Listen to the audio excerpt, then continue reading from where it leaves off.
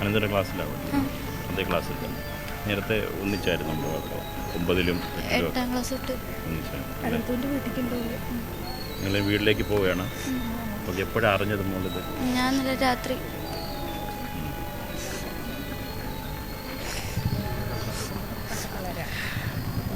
നേരത്തെ 8ലും 9ലും ഒക്കെ ഒന്നിച്ച് 8 മുതൽ 10 വരെ എൻ്റെ പഠിച്ചത്.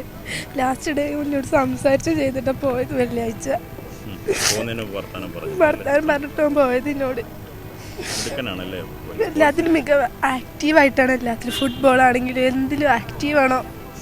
എല്ലാവരോടും പെട്ടെന്ന് കമ്പനി ആകുകയും ഒക്കെ ചെയ്യുമോ. ക്ലാസ്സിൽ ഓണ്ടെങ്കിൽ ഭയങ്കര വൈബും ഇതൊക്കെയാണ്. നല്ല സെറ്റാണ്. അല്ലാതെ നിൽക്കുമ്പോൾ പിന്നെ ഇനി പറയണ്ടല്ലോ. ഞാൻ ഇന്നലെ രാത്രി അറിഞ്ഞു. ഞാൻ ജിത്തു എന്ന് ന്യൂസിൽ കൊടുത്തത്.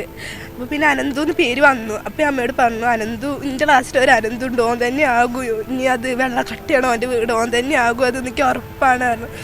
രാവിലെ എപ്പോഴേക്കും ഒരു ഫോട്ടോ വന്നു. അപ്പോൾ തന്നെ മനസ്സിലാക്കി ഓൻ തന്നെയാണത്. അനന്തുവിന്റെ വീട്ടിൽ വിളിക്കുന്ന പേരാണ് ജിത്തു അല്ലേ? ഒരു വീട്ടിൽ ജിത്തു എന്നാണ് വിളിക്കുന്നതാണ്. ഈ സാധാരണ അനന്ത് പറയുമായിരുന്നു ഇങ്ങനെ വീട്ടിൽ നാട്ടിൽ ഇങ്ങനെ മീനൊക്കെ പിടിക്കാൻ പോകും അങ്ങനെയൊക്കെ. മീൻ പിടിക്കണമെന്ന് എനിക്കറിയില്ല. പക്ഷെ നല്ല ഫുട്ബോൾ കളിക്കും, നല്ല പാട്ട് പാടും, നല്ല സബ് ജില്ലയ്ക്കും ജില്ലയ്ക്കൊക്കെ പാട്ട് ഇത് കിട്ടിയിട്ട് പോയിട്ടുണ്ട്.